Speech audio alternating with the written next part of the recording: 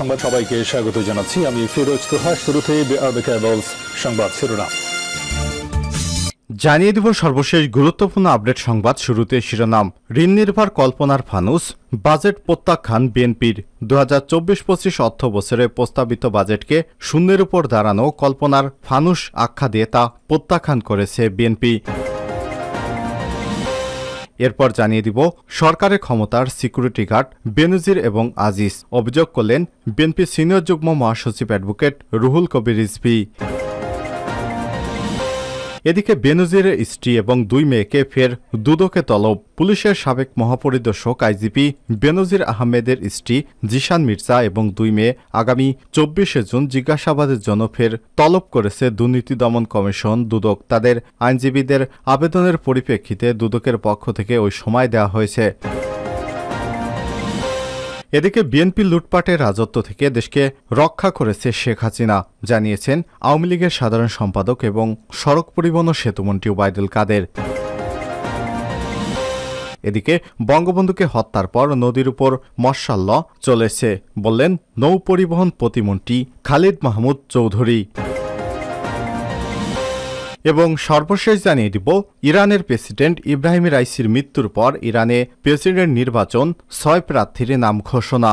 ইসলামী প্রজাতন্ত্র ইরানের 14তম প্রেসিডেন্ট নির্বাচনে প্রতিদ্বন্দ্বিতার জন্য চূড়ান্তভাবে 6 প্রার্থীর নাম ঘোষণা করেছে নির্বাচন কমিশন। প্রার্থীরা হলেন মাসুদ পেজেশকিয়ান, মোস্তফা পুর মোহাম্মদী, সাইদ জালিলি, আলী রেজা জাকানি, আমির হোসেন কাজী, জাদে হাশেমি এবং মোহাম্মদ বাকের কলিবাস, সূত্র পার্স টিভি। আর স্বরাষ্ট্র মন্ত্রণালয়ের পক্ষ থেকে আনুষ্ঠানিকভাবে এই 6 প্রার্থীর নাম ঘোষণা করা হয়েছে নির্বাচন কমিশনের অধীনে। এবার নির্বাচনে প্রার্থী হতে ইচ্ছুক 80 জন রাজনীতিবিদ ইরানের গার্ডিয়ান কাউন্সিল বা অভিভাবক পরিষদে নাম নিবন্ধন করেছেন তারা। যাচাই বাছাই শেষে 6 জনের প্রার্থিতা চূড়ান্ত করে স্বরাষ্ট্র মন্ত্রণালয়ে পাঠানো হয়েছে। এরপরই স্বরাষ্ট্র মন্ত্রণালয় আনুষ্ঠানিকভাবে প্রার্থীদের নাম ঘোষণা করে। প্রিয় দর্শক, এতক্ষণ শুনছিলেন সংবাদ শিরোনাম, এবারে বিস্তারিত। তবে তার আগে বন্ধুরা, আপনি কোন স্থান থেকে আমাদের সংবাদটি দেখছেন কমেন্ট করে জানিয়ে দিন এই সংবাদ সম্পর্কে আপনার মূল্যবান মতামত। প্রিয় দর্শক, আপনি যদি আমাদের চ্যানেলে নতুন হয়ে থাকেন ভিডিওটি দেখতে দেখতে চ্যানেলটি সাবস্ক্রাইব করে রাখুন, যাতে করে আমাদের লেটেস্ট আপডেট সংবাদগুলো সবার আগে আপনার কাছে পৌঁছে যায়। এবারে বিস্তারিত। ঋণ নির্ভর কল্পনার ফানুস, বাজেট প্রত্যাখ্যান বিএনপির। 2024-25 অর্থ বছরে প্রস্তাবিত বাজেটকে শূন্যের উপর দাঁড়ানো কল্পনার ফানুস আখ্যা দিয়ে তা প্রত্যাখ্যান করেছে বিএনপি। দলটি বলছে কর এবং ঋণ নির্ভর এই বাজেট লুটেরা বান্ধব। আওয়ামী লীগ নিজেদের চুরি হালাল করার জন্য এই বাজেট প্রস্তাব করেছে। এ বাজেট শুধু গণবিরোধী না, বাংলাদেশ বিরোধী। রোববার 9 জুন বিকেলে রাজধানীর গুলশানে বিএনপির চেয়ারপারসনের রাজনৈতিক কার্যালয়ে এক সংবাদ সম্মেলনে প্রস্তাবিত বাজেটের আনুষ্ঠানিক প্রতিক্রিয়ায় দলের মহাসচিব মির্জা ফখরুল ইসলাম আলমগীর সব কথা জানিয়েছেন। লিখিত বক্তব্যে বিএনপির মহাসচিব বলেন, বাজেটে সাধারণ মানুষের কোনো স্বস্তি নেই। বর্তমান লুটেরা সরকারের বাজেট কেবল গুটি কয়েক অলিগার্কের জন্য।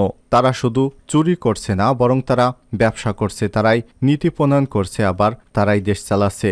বাজেটকে গণমানুষের অর্থনৈতিক দুরবস্থার সঙ্গে নিষ্ঠুর তামাশা উল্লেখ করে তিনি বলেন, অসহনীয় মূল্যস্ফীতির চাপে থাকা জনগণের উপর করের বোঝা চাপিয়ে দেওয়া হয়েছে।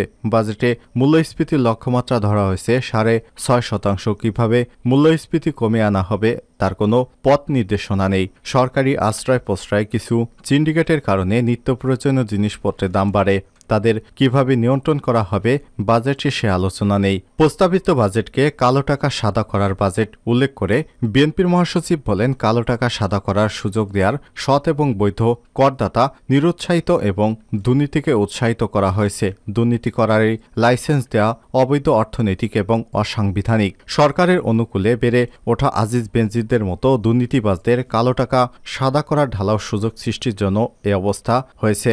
বাজেটে ঋণ করে ঋণ পরিশোধের ফন্দি করা হয়েছে এমন মন্তব্য করে তিনি বলেন, বাজেটের 1/3 ঘাটতি মেটানোর প্রস্তাব করা হয়েছে। ঋণ নিয়ে সরকারের কঠিন সত্ত্বের বৈদেশিক ঋণের দিকে আরও ঝুঁকবে।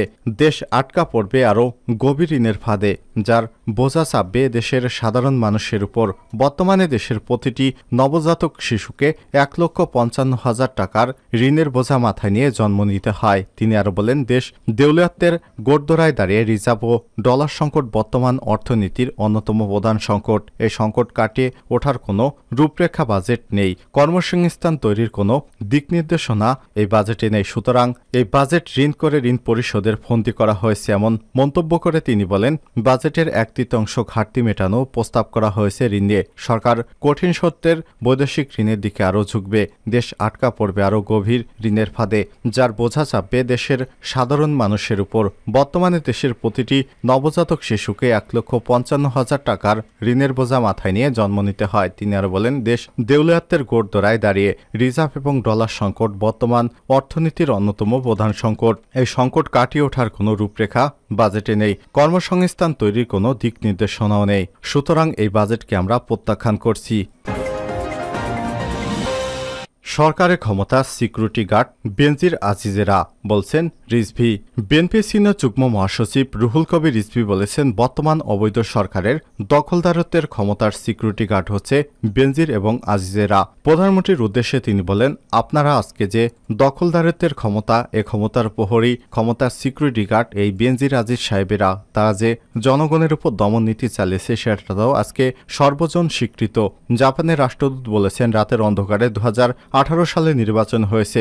এই নির্বাচন কারা করেছে? এই আজিজ সাহেব এবং বেনজির সাহেবেরা করেছেন। রোববার 9 জুন দুপুরে রাজধানী জাতীয় প্রেস ক্লাবের সামনে জাতীয়তাবাদী মুক্তিযোদ্ধা দলের উদ্যোগে সাবেক সেনাপ্রধান জেনারেল আজিজ এবং পুলিশের সাবেক আইজিপি বেনজির আহমেদ সহ দুর্নীতিবাজ রাষ্ট্রীয় সম্পদ লুণ্ঠনকারীদের গ্রেপ্তার ও বিচারের দাবিতে মানববন্ধন কর্মসূচিতে প্রধান অতিথির বক্তব্যে এসব কথা বলেন। সংগঠনের সিনিয়র সহ-সভাপতি নজরুল ইসলামের সভাপতিত্বে মানববন্ধনে আরও বক্তব্য দেন বিএনপির যুগ্ম মহাসচিব সৈয়দ মোয়াজ্জেম হোসেন আলাল, মুক্তিযোদ্ধা দলের সাধারণ সম্পাদক সাদেক আহমেদ খান, সাংগঠনিক সম্পাদক মিয়া মোহাম্মদ আনোয়ার প্রমুখ। রুহুল কবির রিজভী বলেন, মানুষ মনে করে সেনাবাহিনীর কর্মকর্তাদের নৈতিকতা একটু উচ্চমানের হয়, তাদের আলাদাভাবে প্রশিক্ষণ হয়, কিন্তু এই আজিজ সাহেবের মতো লোক সেনাবাহিনীর প্রধান হন কি করে? এটাই তো বিস্ময়ের ব্যাপার। এ সময় তিনি বলেন, গণতন্ত্র পুনরুদ্ধারের আন্দোলনে যারা অংশগ্রহণ করেছে তাদের বিষয় ঐতিহাসিক মন্তব্যগুলো কি ছিল? বেনজির আহমেদের কত ধমক, কত হুমকি। তিনি তখন বলেছিলেন, অস্ত্র দেয়া হয়েছে আপনাদের কি হাডুডু খেলার জন্য? প্রধানমন্ত্রী, আপনাদের যদি ন্যূনতম মানবতা বোধ থাকতো, তাহলে যদি দেশের আইনের শাসন থাকতো, ওই দিনই আপনি বেনজির আহমেদকে গ্রেপ্তার করতেন, কিন্তু প্রকাশ্যে আপনি বেনজিরকে, বিএনপি নেতাকর্মীদেরকে গ্রেপ্তার করার নির্দেশ দিয়েছেন।